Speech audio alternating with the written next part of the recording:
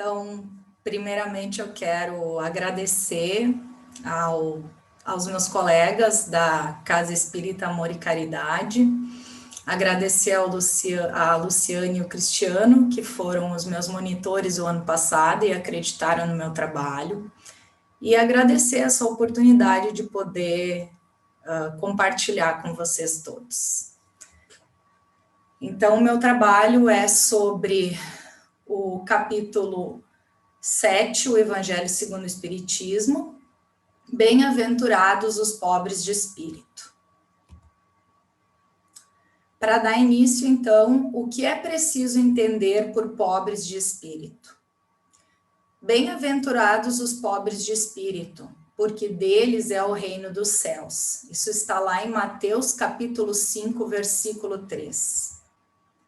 Por pobres de espírito, Jesus não entende os homens desprovidos de inteligência, mas os humildes. Ele disse que o reino dos céus é deles, e não dos orgulhosos. Os homens de ciência e espírito, segundo o mundo, consideram apenas a si. Eles olham as coisas divinas como indignas de sua atenção. Às vezes, até desconsideram a existência de um poder superior, considerando a si mesmos capazes de governar a tudo. Seu orgulho se revolta com a ideia de algo acima da qual eles não podem se colocar e que os faria descer de seu pedestal. Eles julgam não ser necessário crer nessas coisas, segundo eles, boas para as pessoas simples, ou seja, para os humildes que aceitam. Porém, no momento do desencarne, terão a verdade diante de seus olhos, e Deus, que é justo, não pode dar a estes o mesmo que aquele que se submeteu humildemente às suas leis. Em dizendo que reino dos céus é para os simples, Jesus quer dizer que ninguém é nele admitido sem a simplicidade de coração e humildade de espírito. Que o ignorante que possui essas qualidades será preferido ao sábio que crê mais em si do que em Deus. A humildade é um ato de submissão a Deus, enquanto o orgulho é uma revolta contra ele.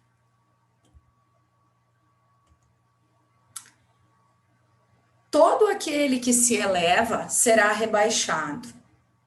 Aqui, então, em Mateus, capítulo 5, versículo 3, os discípulos se aproximam de Jesus e lhes perguntam: quem é o maior no reino dos céus? Nesse momento, então, Jesus chama uma criança e a coloca no meio deles. Eu vos digo em verdade que se vós não vos converterdes e se não vos tornardes como crianças, não entrareis no reino dos céus. Todo aquele, pois, que se humilhar e se tornar pequeno como essa criança, será o maior no reino dos céus. E todo aquele que recebe em meu nome uma criança, tal como acabo de dizer, é a mim que recebe. Também em Mateus, capítulo 20, versículo 20 a 28, nós temos o pedido da mãe de Tiago e João, que pede ao nosso mestre que Tiago e João se sentem um ao lado dele, um ao lado esquerdo e outro ao lado direito, no momento em que eles forem ao reino dos céus. Diante desse pedido, Jesus lhes questiona se eles serão capazes de fazer o que realmente precisa ser feito, se eles também tomarão de seu cálice para também chegar lá.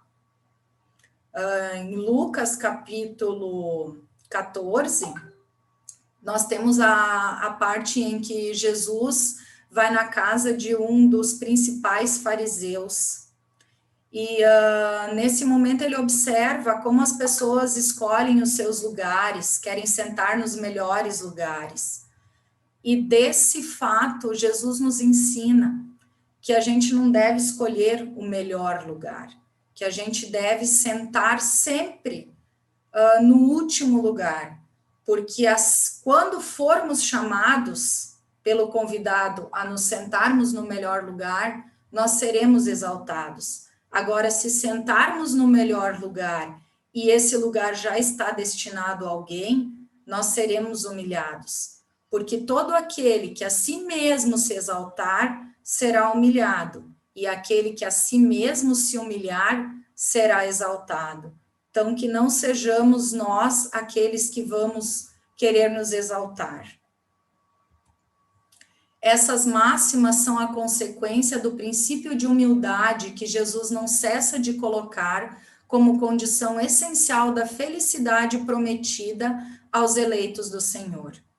O Espiritismo traz isso com exemplos, nos mostrando que aquele que era simples e humilde levou consigo apenas o que realmente se leva, as virtudes, e por isso ele recebeu o seu lugar. Aqui eu trago o exemplo de Paulo de Tarso, que abandonou todas as suas posses, o seu cargo de poder, para servir ao Senhor, espalhando o Evangelho. E nesse momento eu trago uma passagem do livro Paulo e Estevão, onde Ananias vai até Saulo antes de se tornar Paulo, né?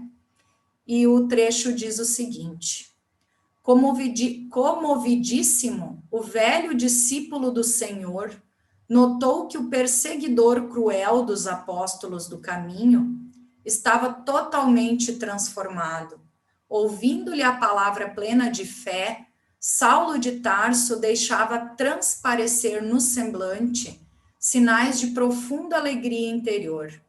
Dos olhos ensombrados manaram lágrimas cristalinas. O moço apaixonado e caprichoso aprendera a ser humano e humilde. Isso está na página 192 do livro Paulo e Estevão.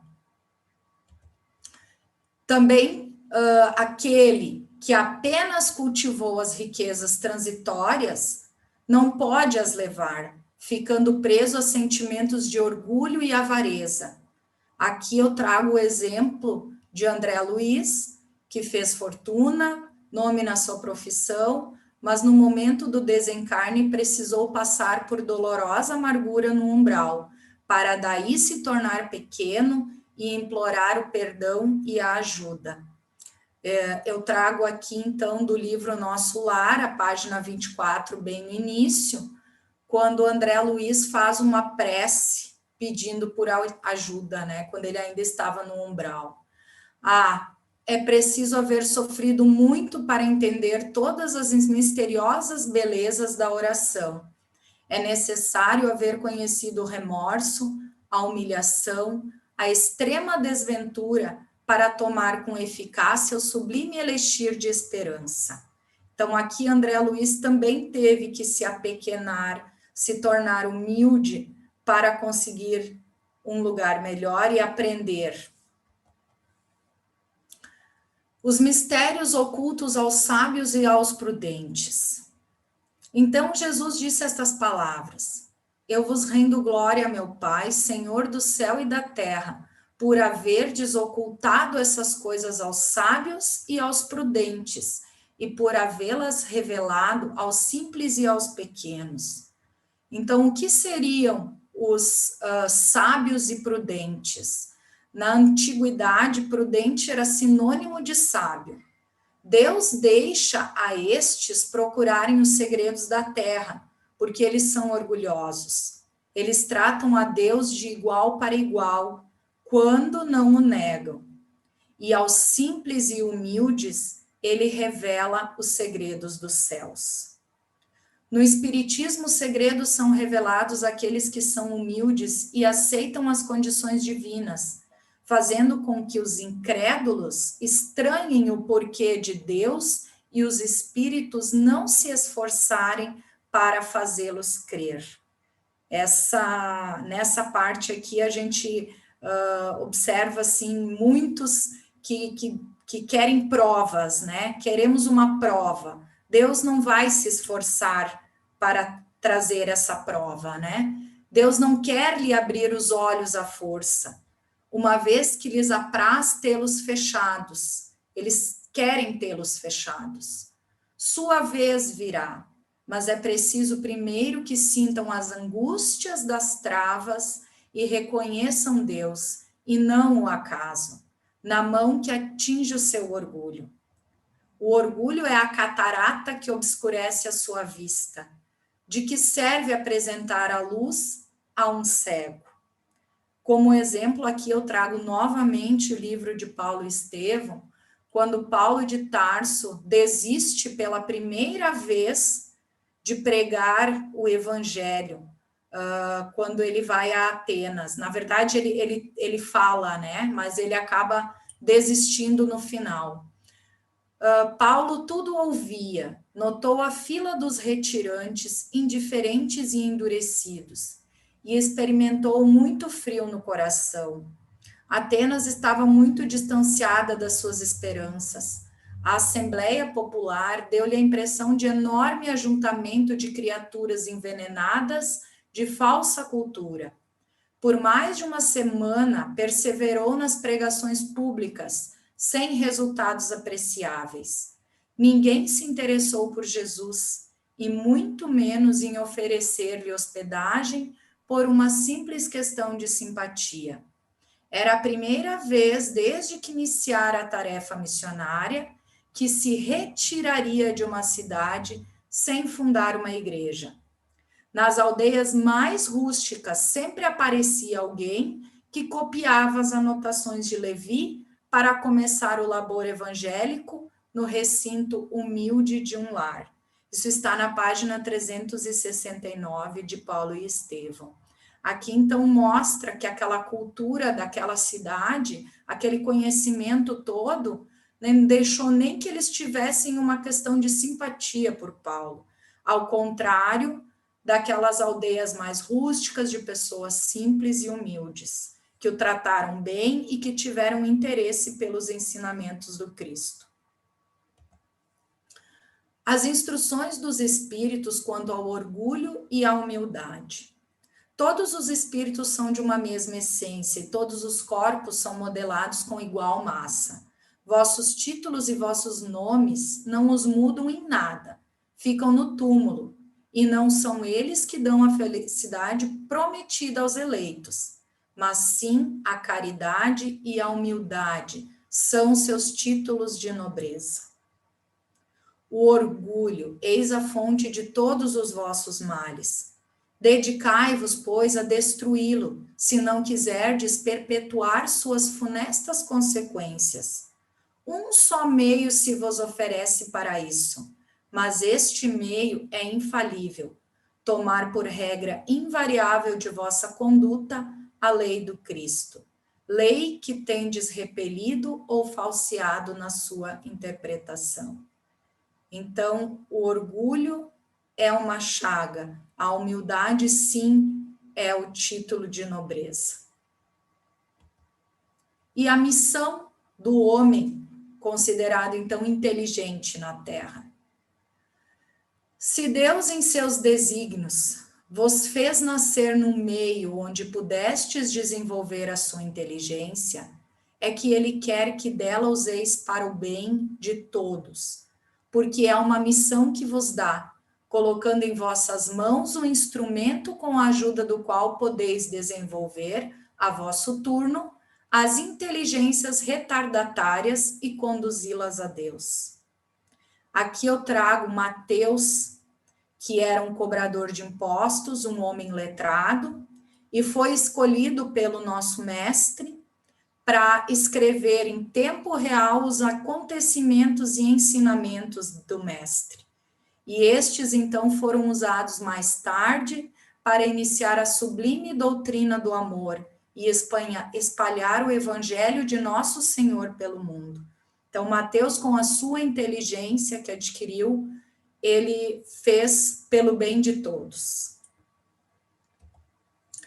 E como conclusão, então, conclui-se que o orgulho e a vaidade são males que vão contra o ensinamento de nosso Senhor Jesus Cristo, quando ele pede para sermos humildes de coração, pobres de espírito, submetermos-nos às vontades de Deus e aprender as suas lições com o intuito de servir ao próximo.